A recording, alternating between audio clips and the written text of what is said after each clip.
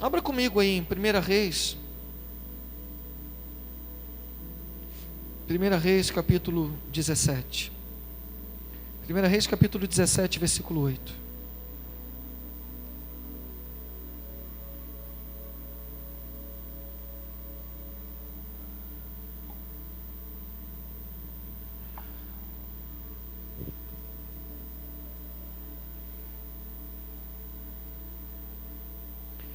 Acharam aí? 1 Reis 17, 8? Sim? Se não acharam, pode olhar para cá também, não tem problema. Eu acho até que eu vou ler com vocês juntos ali.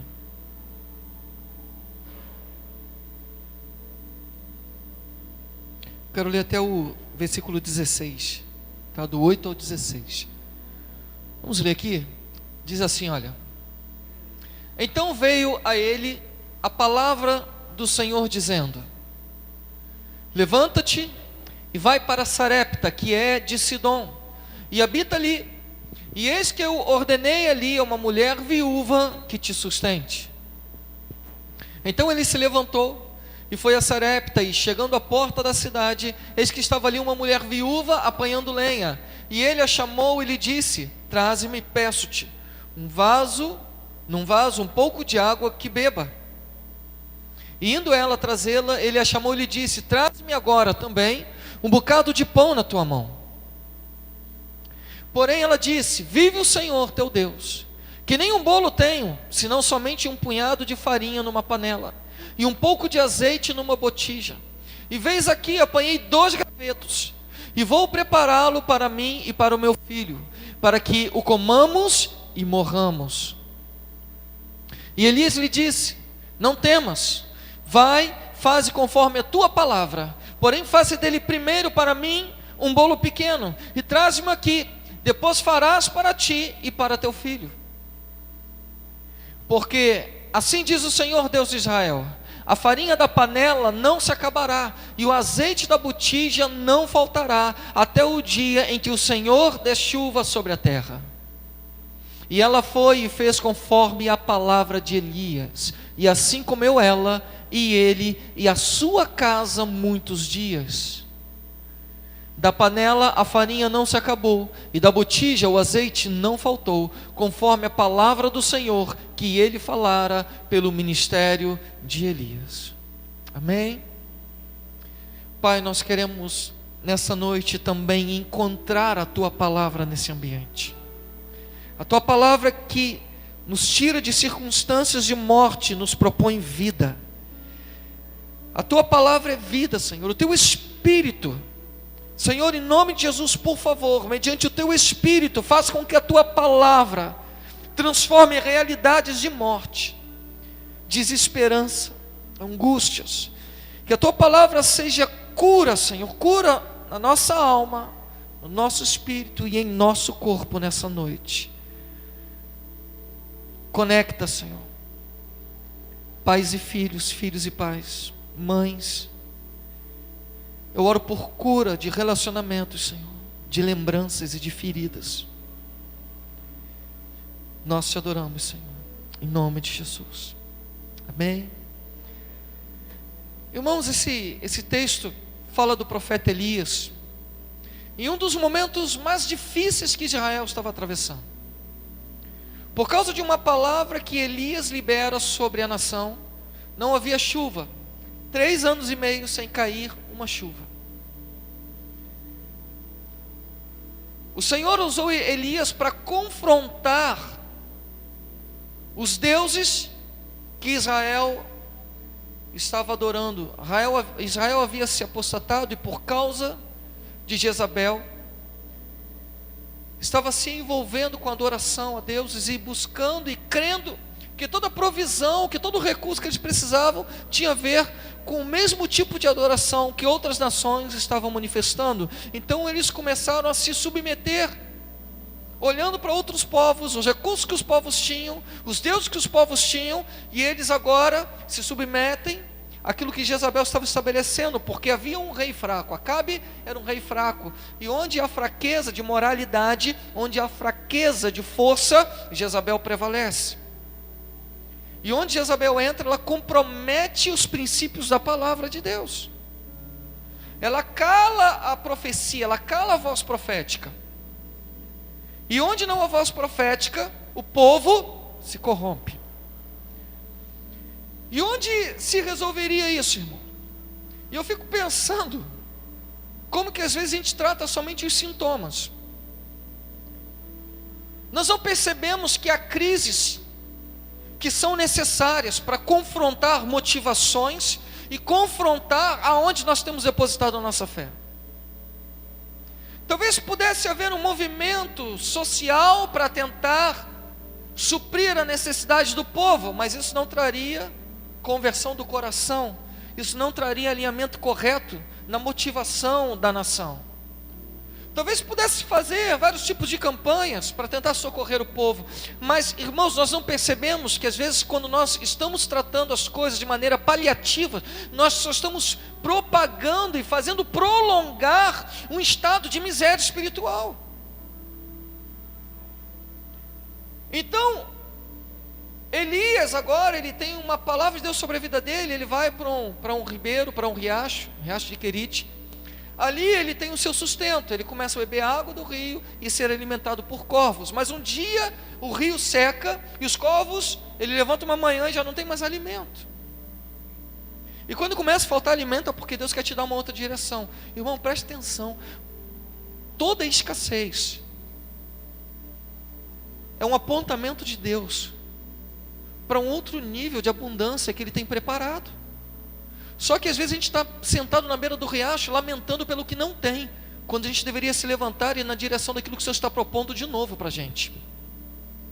Elias podia ter ficado ali, chorado, resmungado e morrido de fome, mas ele conseguiu discernir, e o Senhor deu uma palavra para ele e falou: agora você vai sair daí, você vai para Sarepta.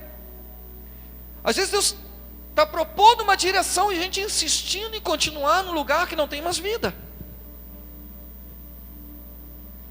E esse lugar às vezes não é um lugar fora da gente, irmãos. Esse lugar às vezes é um lugar dentro da gente. O problema às vezes não é o que está fora, são é o tipo de escassez interna, a falta de perspectiva, a falta de visão, a falta de esperança. Quando alguma coisa começa a faltar dentro da gente, a gente precisa levantar os nossos olhos e entender que existe um lugar que a gente precisa estar.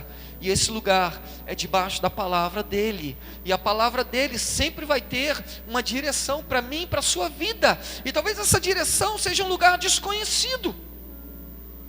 Porque é difícil lidar com as coisas desconhecidas, com o novo, né?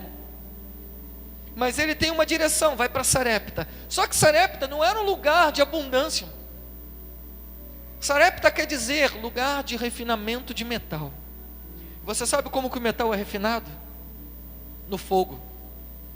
Para se tirar as impurezas do metal e torná-lo ele precioso, ele precisa passar pelo fogo.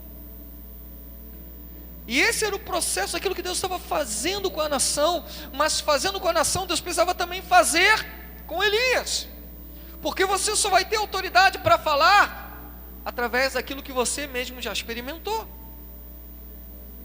E a gente não entende que às vezes existem alguns processos, Deus, na nossa vida, que são como fornalhas.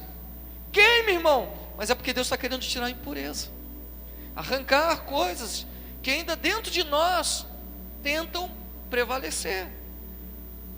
E quando ele chega em Sarepta, diz que ele vai para as portas da cidade. Portas da cidade fala de lugares de governo. E eu entendo, eu consigo discernir nesses dias que um governo que não sente a dor da escassez, da perda, da frustração, ele não tem autoridade e não tem compaixão. E quando eu falo de governo, não estou falando de um governo político, eu estou falando de um nível de autoridade que o Senhor nos chamou para exercer. E às vezes a gente quer exercer autoridade sem ter compaixão. Autoridade sem compaixão, irmão, é autoritarismo. E a gente não consegue dimensionar isso, porque às vezes a gente está sempre julgando a dor do outro, sem sentir primeiro a dor do outro. Às vezes é necessário a gente passar por Sarepta, porque é em Sarepta que a gente está no meio do processo, sendo queimado pelo fogo, sendo retirado das impurezas e ainda tendo que atender e socorrer uma viúva. E a gente se pergunta, como eu não tendo, vou ser resposta para a vida de alguém? Como que eu, no meio da escassez, como que eu, sendo apertado de tudo que é lado, sendo confrontado na minha fé, como que eu ainda vou ser resposta na vida de uma pessoa, irmão? O problema é que a nossa cultura evangélica estabelece um padrão de sucesso, de espiritualidade, onde você quase tem que ser perfeito para poder ser usado na vida de alguém. Não, irmão.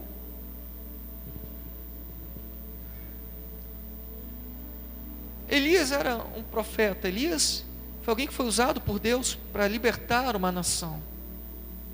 Mas Hebreus 11 vai dizer que ele era um homem sujeito às mesmas paixões que eu e você. Ele orou, o céu se fechou. Ele orou, o céu se abriu. Alguém que não tinha o que comer, irmão. Elias não tinha o que comer naquele dia. Ele estava em Sarepta e não tinha o que comer. Elias estava em Sarepta, atravessando talvez uma crise, mas ele tinha uma coisa, ele tinha uma palavra, ele tinha uma direção de Deus na vida dele. O problema é quando a gente negocia a palavra e a direção de Deus por conta das circunstâncias em que estamos vivendo, e a gente não percebe que às vezes as circunstâncias são as sareptas da nossa vida. Existem circunstâncias que são como fornalhas, que estão provando as nossas motivações, irmãos. E deixa eu lhe falar uma coisa, essa viúva aqui, ela como criação de Deus, ela manifesta a glória de quem Ele é. Essa viúva, ela representa um tipo de igreja. Essa mulher, ela sai para catar, em algumas versões diz cavacos, mas são gravetos, porque ela estava juntando aquilo para fazer um cozido, e ela queria cozinhar, e seria talvez a sua última refeição, era a sua última investida em esperança, porque ela queria alimentar o seu filho. Uma mãe. Talvez esse seja um tipo de uma igreja que está disposta a dar a sua própria vida, irmão, por uma causa. Porque mãe faz isso. Quantas vezes uma mãe entra em um estado de abnegação, deixa de adquirir algo para si mesmo em favor de um filho, de uma filha, deixa de comer em favor de uma filha, de um filho. Sabe, até que no almoço, quando eu vi que o pessoal vendeu tudo com tanto amor, e no final eles mesmos acabaram não comendo. Eu vi gente comendo só arroz, e tinha um outro lá que tinha arroz e 2 pedaços de filé de frango milanesa. Eu falei, mas e esse daí não? Esse daqui não é meu, esse aqui eu estou deixando para uma outra pessoa. E eu falei, sabe, aquela mulher, ela não era uma questão apenas de altruísmo, irmão. Não era uma questão apenas de um favor. Ela representa um tipo de pessoa, e quando eu falo igreja, eu não falo instituição, eu falo gente. Ela representa um tipo de gente, um tipo de igreja, que mesmo sendo viúva, e viúva fala daquela que perdeu a sua proteção, porque o homem era o símbolo de proteção e de cuidado, é aquela que mesmo desprotegida, é aquela que mesmo nas suas carências, nas suas ausências, nas suas dificuldades, nas suas limitações, ela consegue tirar força da onde não tem, ela consegue continuar acreditando no valor do altruísmo, no valor de dar aquilo em favor do outro. Ela consegue olhar para a semente daquilo que ela gerou e entender que a vida que ela gerou tem valor e propósito. Por isso não negocie aquilo que Deus tem feito você gerar. Talvez isso não fale de um filho físico, mas fale de coisas que Deus depositou na tua vida e que nós temos gerado. Irmão, ouça, o apóstolo Paulo escreve para a igreja e fala: eu gerei vocês com dores de parto. Eu senti dor. Uma mulher, para gerar algo, ela entra em um processo de 9 meses. Eu lembro quando eu fui com a Cris. A Giovana, o primeiro foi terrível. Na primeira experiência, primeiro filho, a gente fica assustado, né? Os meus sogros estão aqui, eles vão lembrar disso. Um dia, a gente estava em casa à noite. Cris tinha ido deitar, eu estou na sala. A Cris fala assim: amor, na maior calma, o que foi? Eu acho que a bolsa estourou. Eu olhei, a cama estava toda molhada. Falei: o quê? A bolsa estourou, a bolsa... E eu corri para lá para cá, peguei o telefone, liguei para o meu sogro, minha sogra. Eu fiquei: e agora? Ela: não, calma, dá tempo. Vou tomar um banho. Vai tomar banho, vamos para o hospital, vamos para... Falei: não, dá tempo. Se preparou. Daqui a pouquinho já chegaram lá, correndo, parando em frente à casa. A gente sai desesperado para o hospital. Ela: calma. E aí começou a sentir a dor do parto. Quando ela entrou no hospital, no HCN, tem um lugar que você, antes de você ir para o quarto, antes você passa por ele. E ali estão outras pessoas também. E tinha uma mulher tendo contrações. Aquela mulher, ela não gritava. Aquela mulher, eu não sei explicar. Ela devia estar sentindo uma dor aterrorizante. Cada vez que ela dava um berro, o hospital estremecia. E eu falava: será que ela vai sentir isso, né? Enfim, eu falei, quem já passou por esse processo sabe que, por mais que a dor seja difícil, por mais que uma cesárea seja difícil, a recompensa depois de ter a criança nos braços valeu a pena os 9 meses, valeu a pena toda a dor, valeu a pena tudo, irmão. Isso é coisa que só uma mãe vai saber, a gente não vai saber, cara. A gente tem um outro sentimento que também a mãe não vai ter, mas a mãe carregou, ela sentiu os enjoos, ela sentiu os desconfortos, passou por toda. Mas quando ela tem a semente e ela vê em suas mãos, valeu a pena, tudo valeu a pena. Fico pensando, aquela viúva, ela teve responsabilidade com aquilo que ela tinha gerado. A igreja desses dias, ela não pode sentar e lamentar por aquilo que ela não tem. A igreja desses dias, ela precisa entrar num outro lugar, numa outra mentalidade. Ela não pode reclamar de Sarepta, porque talvez São Gonçalo seja a nossa Sarepta. Mas nós precisamos ter responsabilidade com as sementes que temos gerado, com cada sonho depositado em nós, com cada palavra de Deus que Ele depositou em mim e em você. Um dia um anjo vem e dá uma mensagem para Maria. Maria, uma mulher, até ali ela era virgem, depois ela teve outros filhos e filhas, ela não permaneceu virgem depois de Jesus, ok? Mas até ali ela era virgem. Uma mulher bem-aventurada, separada por Deus, onde o Senhor deposita nela uma semente do céu. E ela teve responsabilidade com aquilo que Deus tinha depositado nela. Ela teve que enfrentar, você imagina o que ela teve que enfrentar, irmão? O que ela teve que passar. Mas ela foi chamada bem-aventurada porque ela foi capaz de crer na palavra que o Senhor liberou sobre a vida dela. Ela só gerou, ela passou a gerar porque ela se submeteu àquilo que o Senhor estava colocando sobre ela. E não seria nada fácil, irmão. Reino de Deus não é vida fácil. Talvez a religião apresente isso, mas reino de Deus não é vida fácil. A Bíblia diz que quem não se esforça, não se apodera dele. O reino de Deus é tomado por esforço, por violência. Eu preciso entrar em um lugar de responsabilidade com aquilo que Deus tem depositado em mim. Nós não temos tempo mais para parar, sentar, murmurar pelo que não fizemos, pelo que não alcançamos, pelo que não conseguimos, pelas circunstâncias que vivemos. Nós precisamos assumir a palavra que está sobre nós e olhar para as realidades além das circunstâncias, porque a realidade não é o que talvez você esteja vivendo hoje, mas é aquilo que Deus tem preparado para mim e para você na eternidade. Então Elias, por causa da palavra que estava sobre ele chega até Sarepta, e o Senhor agora vai usá-lo para tocar a vida daquela mulher. Como?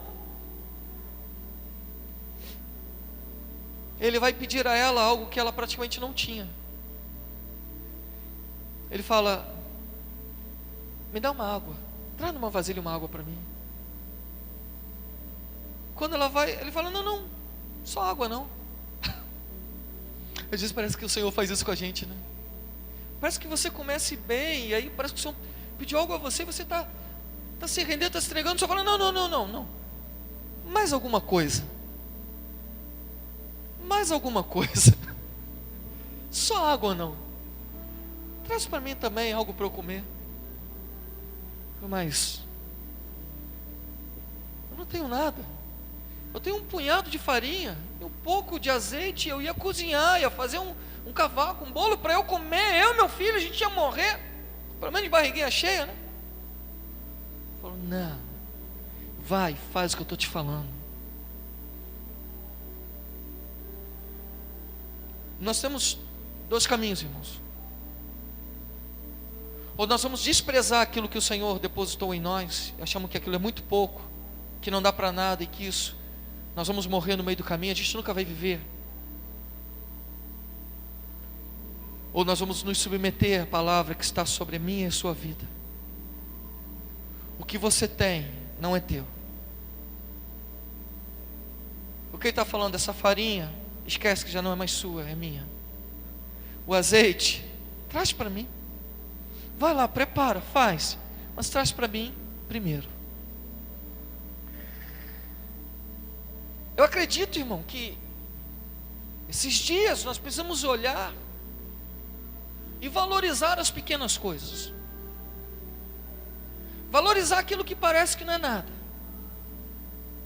Valorizar e entender que a maneira como Deus trabalha, Deus não precisa de muito. Quem disse que Deus precisa? Não, irmão. Somos nós que precisamos dispor o que nós temos para Ele. E eu fico muito tranquilo em pregar essa mensagem. Às vezes a gente acaba fazendo oferta e dízimo depois da mensagem, depois da adoração a gente entra na mensagem, mas eu falei: hoje eu não quero fazer isso para não dar impressão a você que isso daqui está falando de dinheiro. Tem a ver também, mas isso tem a ver com tudo aquilo que você tem encontrado valor na tua vida.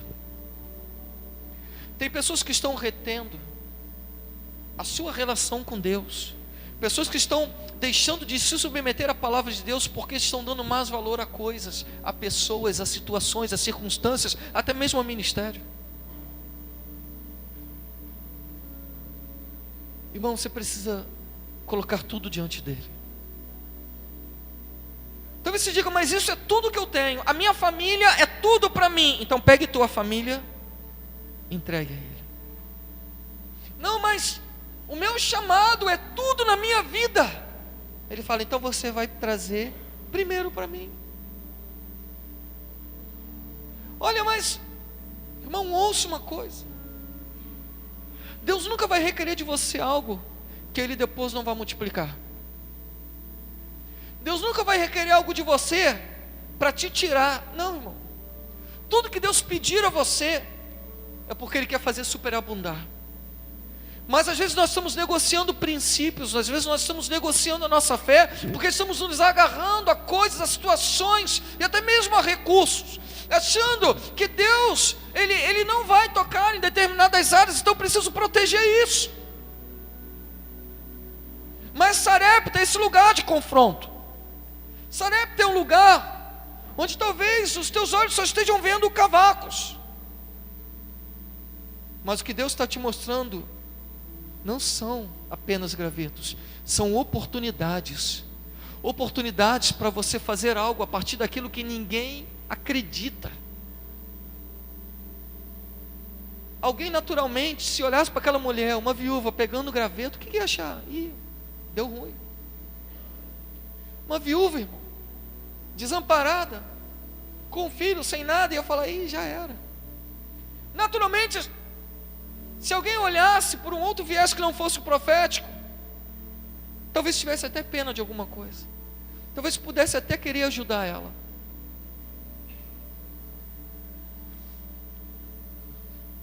Vou falar uma coisa aqui, irmão.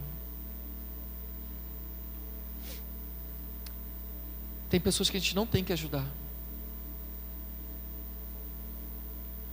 porque às vezes nós estamos alimentando um sistema que não vai gerar resultado, quebrantamento e arrependimento. Se aquela mulher encontra com qualquer outra pessoa que fosse apenas ajudar ela, um dia de novo ia faltar. Aquela mulher não teria uma voz profética na vida dela. Deixa eu te falar uma coisa, pare de esperar pelos outros. Às vezes a gente está sempre esperando pelos outros, que alguém faça alguma coisa por nós. Ou às vezes a gente está sempre até na boa vontade, querendo fazer alguma coisa por alguém. Fazer algo por alguém relevante é você ter uma palavra sobre a vida dela, é você ter uma palavra de destino, é você ter uma palavra que vai destravar, é você fazer algo que não seja um paliativo para mostrar que você é bom. Porque tem muita gente que faz coisas para os outros só para mostrar que é bonzinho. Talvez Elias não estivesse sendo bonzinho quando fala, vai lá e traz o que você tem e me dá primeiro. Ele não estava sendo um cara bom, mas ouça, nós não precisamos de pessoas boas, nós precisamos de profetas. Porque tem muita gente boa fazendo coisa errada, fora do propósito. O que nós precisamos, irmãos, é da verdade, é da palavra que ajusta a nossa vida. O que nós precisamos não são de massagem no ego, não são, sabe, bajulações. O que nós precisamos é de uma palavra que nos alinhe para a direção daquilo que o Senhor está propondo para mim e para a sua vida. Talvez muitas pessoas achassem que aquela mulher precisasse de um prato de comida. E chega Elias e fala, o que você tem me dá. Meu Deus, que cara mau. Não sente a dor do outro. Não, irmão. É porque na nossa perspectiva humanista, que lida sempre com os sintomas, às vezes a gente sente muito bom em suprir a carência dos outros, para que a gente não seja mal visto, e não tem coragem de dar de fato o que elas precisam. O que as pessoas precisam são de profetas que vão destravar o seu destino, pessoas que confrontem de fato as necessidades, porque talvez a gente pense que a nossa necessidade está numa direção, mas aquilo é só o sintoma. Talvez a nossa necessidade esteja em se submeter à palavra e entregar aquilo que a gente tem segurado até hoje. Mas a gente não tem coragem às vezes de fazer isso, de se submeter aos processos, porque a gente está sempre preocupado com o que os outros vão pensar de nós. A gente está sempre preocupado se as pessoas vão achar que se a gente é bom, se não é bom, se a gente é bonzinho. Irmãos, nós não podemos negociar os princípios do reino de Deus. Não tem como negociar, não dá para ser de qualquer jeito, não dá para ser, irmão. O reino de Deus, ele precisa ser possuído. E se nós mantivermos as pessoas em um estado apenas de serem supridas as suas carências, elas não vão ser desenvolvidas esse lugar de possuidores. Vão ser pessoas que vão estar sempre lamentando pelo que não têm, resmungando e murmurando pelo que fizeram. Não, mas Sarepta é um lugar onde nós estamos sendo forjados como pessoas que estão vendo além das circunstâncias e das necessidades. Pessoas que conseguem encontrar uma viúva carente, uma viúva necessitada, alguém que vai dar destino na sua linhagem. Nós vamos ser provedores. A igreja desses dias tem que ser uma igreja provedora. Provedora de quê, irmão? Então nós vamos sair pela cidade alimentando todos os moradores de rua. Podemos até fazer isso. Mas a maior provisão é quando você dá o real alimento que vai fazer com que o destino seja destravado.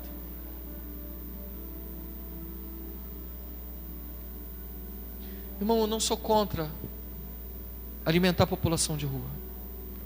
Eu acho que tem que fazer isso, porque tem gente com fome na rua. O que eu sou contra é achar que isso vai transformar alguma coisa. Não. Às vezes isso está retroalimentando o sistema e mantendo as pessoas na rua. Eu cansei de sentar com um morador de rua e saber que eles tinham família. E saber que alguns até tinham emprego. Mas eles queriam continuar ali.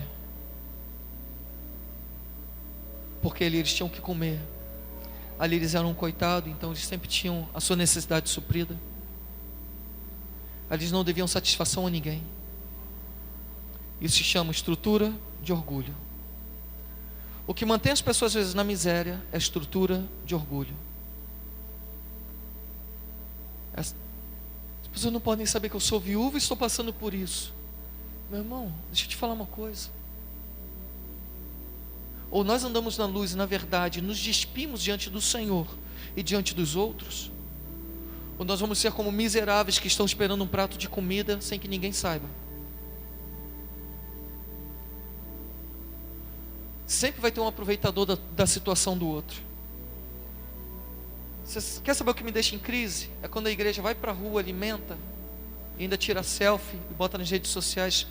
O cara está lá, o que está com fome às vezes está lá, né? E aí o que tira selfie está lá. E ainda fala, dá um sorriso aí, irmão. Tá. Fomos para a rua, distribuímos não sei quantas quentinhas, fizemos.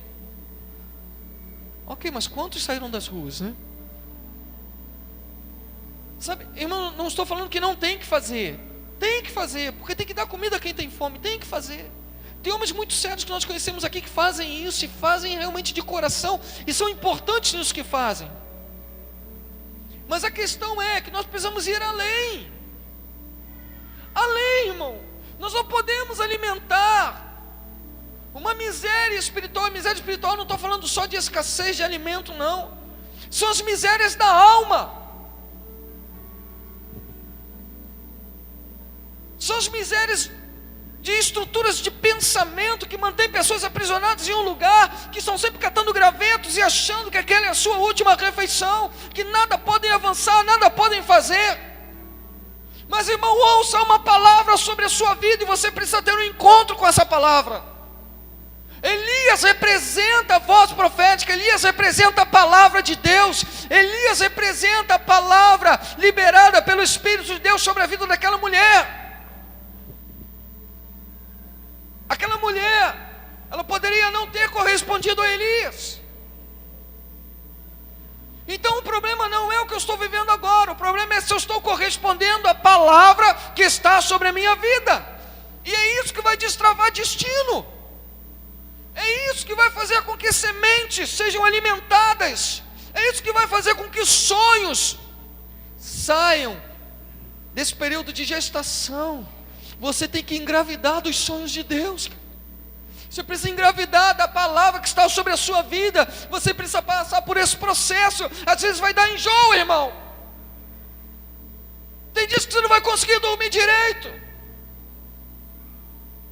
Tem mulher que às vezes não quer nem olhar o marido. Tem dia que você não vai nem querer ver gente, cara. Mas quando você vê que toda dor, que tudo que você passou, a semente chegou, cara. Está lá, está crescendo, está acontecendo.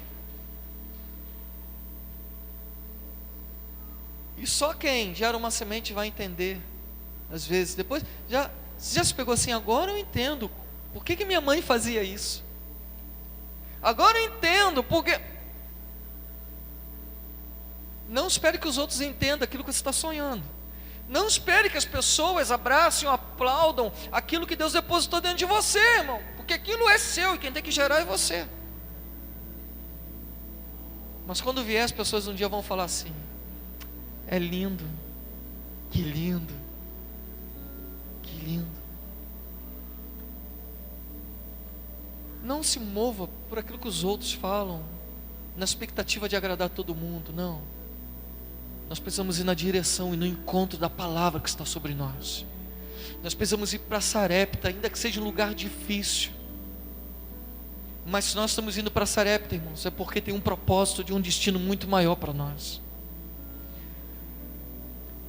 Quando aquela mulher se submete à palavra, e é isso que vai destravar a minha vida e a sua vida. Quando aquela mulher se submete à palavra, mesmo naturalmente, não tendo nenhum motivo para isso. E a gente espiritualiza às vezes as coisas, não, mas eu não estou sentindo de Deus. Eu não estou nem arrepiado. Irmão, você acha que aquela mulher estava sentindo de fazer aquela comida e dar primeiro para Elias? Claro que não. Por isso nós precisamos entender que se submeter à palavra não quer dizer com quanto nós sentimos, mas tem a ver com quanto nós obedecemos. E obedecer é melhor do que sacrificar, porque sacrificar é o cumprimento de um ritual, mas a obediência é uma atitude de fé, uma atitude deliberada, de confiança naquele que liberou a palavra sobre nós. E obedecer, muitas das vezes, vai contra aquilo que nós estamos sentindo. Vai tomar banho, menina. Não quero obedecer, mas não quero porque eu não quero. Mas agora você vai. Você entende isso? Tem coisas que Deus está nos chamando para fazer, para viver, que a gente não está sentindo, irmão. Mas tem uma palavra, e eu preciso me submeter a essa palavra, porque eu sei que no fim nós estamos gerando algo. E aquilo que nós estamos gerando, nós precisamos entrar nesse lugar de responsabilidade pessoal. Porque às vezes nós falamos de uma responsabilidade institucional. Ah não, mas a igreja... Mas cabeção, a igreja é você. Não, mas a igreja... Se você for melhor, a igreja vai ser melhor.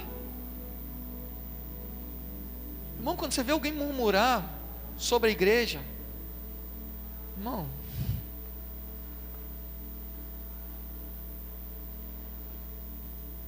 você está ofendendo tudo aquilo que Deus depositou em você, que você deveria desenvolver melhor. Entende?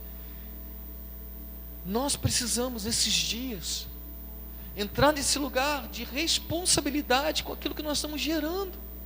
Eu não posso olhar e saber que há pouca comida, há pouca farinha, há pouco azeite, e eu apenas pegar o pouco dos gravetos e fazer algo apenas para morrer. Não, eu preciso ir em encontro com a palavra. E quando eu vou para o encontro com a palavra, eu me submeto a ela mesmo que eu não sinta, mesmo que eu não veja, porque a fé não é sentir, a fé não é ver, a fé é crer.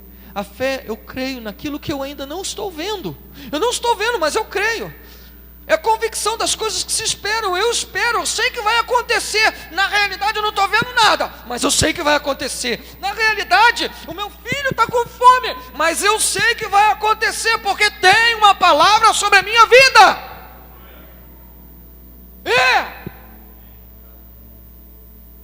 Dá vontade de soltar tudo aqui lá fora.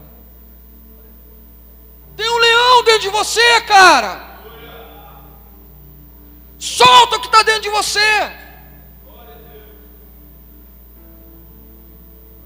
Às vezes está igual um gatinho querendo um pratinho de leite. Tem um leão dentro de você.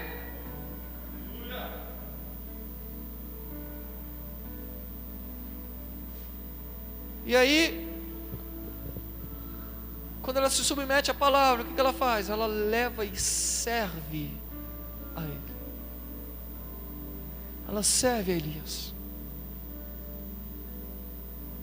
Um serviço fundamentado em submissão à palavra. É a manifestação e fruto de uma obediência. O mais provável é que ela fosse servida, irmão. Talvez ela pensasse, cara, o que tinha que ser servido era eu, ele está me pedindo para ser. Eu que precisava ser servido, olha tudo que eu estou passando, olha o que eu estou sofrendo. Irmão, sirva com toda a tua força. Sirva. Se tem uma palavra sobre a sua vida, se submeta a ela e sirva.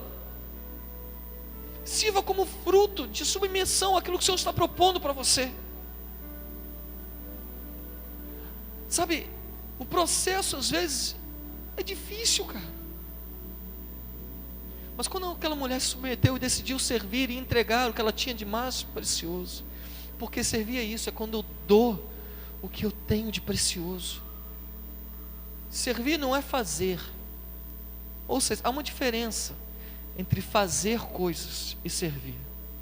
Você pode fazer muitas coisas para você mesmo, você pode fazer coisas para mostrar para os outros que você faz, mas servir é quando eu entro nesse lugar de entrega e agrego valor. Eu estou dando aquilo que me custa alguma coisa. Eu não gosto muito da palavra de voluntariado, porque dá a impressão que você está dando o que sobra, o que não vai te fazer falta. Dá o teu tempo, se tiver um tempinho de sobra lá, dá. Para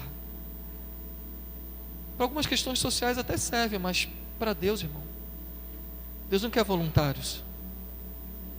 Deus quer filhos comprometidos com o seu reino, que entregue a Ele tudo. Quando aquela mulher serve, algo desata lá. E diz que a partir daquilo, a farinha não se acabou na panela dela, nem o azeite faltou. Farinha fala de provisão de alimento, fala de palavra. O problema é que a gente está sempre apegado na palavra antiga. Deus sempre tem uma palavra nova, irmão. Quando você se submete, Deus vai estar sempre liberando uma palavra e destino para você.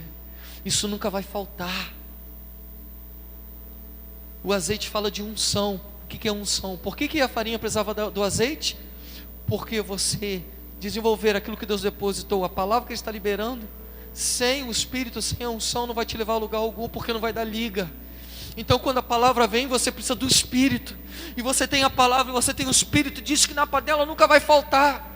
Irmão, ouça uma coisa: se você submeter a palavra, se você entrar em um lugar de entrega, de serviço, se você entrar em um lugar, sabe, de deliberar e de entregar deliberadamente no seu coração diante dEle, a unção vai vir sobre a sua vida e nada vai faltar. Tudo que aquela mulher precisava para viver veio a partir disso. E a Bíblia diz que comeu o profeta, comeu ela e o seu filho. Então qual era a ordem?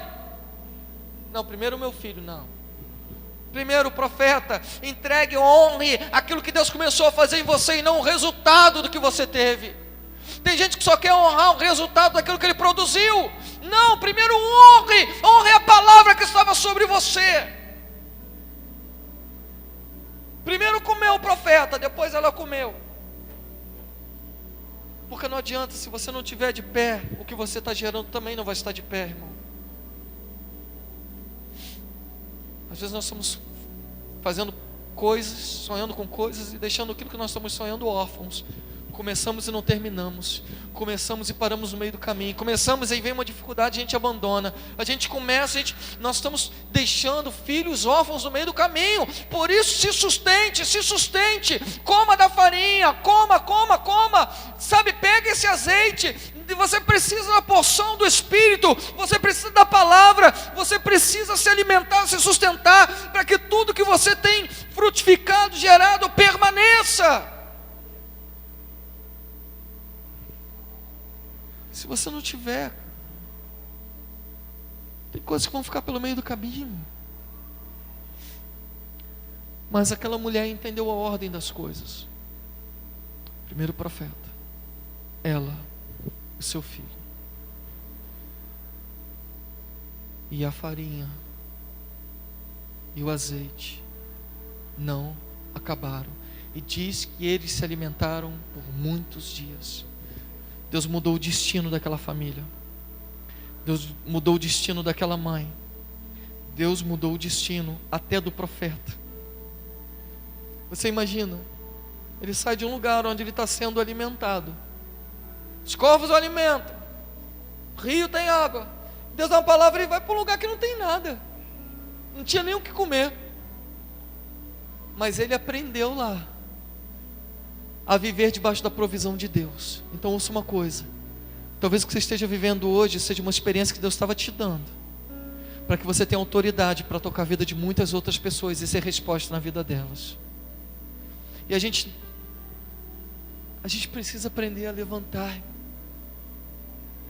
Chega de ficar catando graveto para morrer. Chega de ficar achando que tudo vai se acabar no meio do caminho, porque nada está acontecendo ao redor. Não, você que vai ser resposta para isso. Você que vai ser um agente do céu para liberar uma palavra de destino sobre a vida das pessoas. Sabe, a gente às vezes reclama das circunstâncias, da cidade, das dificuldades, quando nós deveríamos olhar isso como oportunidade.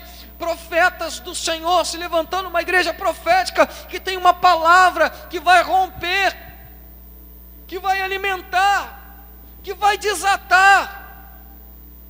E não vão ser apenas sintomas, mas nós iremos tocar no destino de muita gente, no destino de nações. Eu creio nisso, irmão.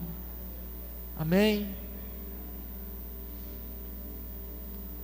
Então, seja uma mãe, não só de filhos naturais, mas seja uma mãe de destinos, de sonhos. Ah, mas eu sou homem, gere. O apóstolo Paulo disse que ele estava como grávida. Você é homem, engravide, sonhe, gere, sinta dor por aquilo que Deus tem depositado na tua vida, até que você veja gerado. Eu quero orar com você, você pode ficar de pé?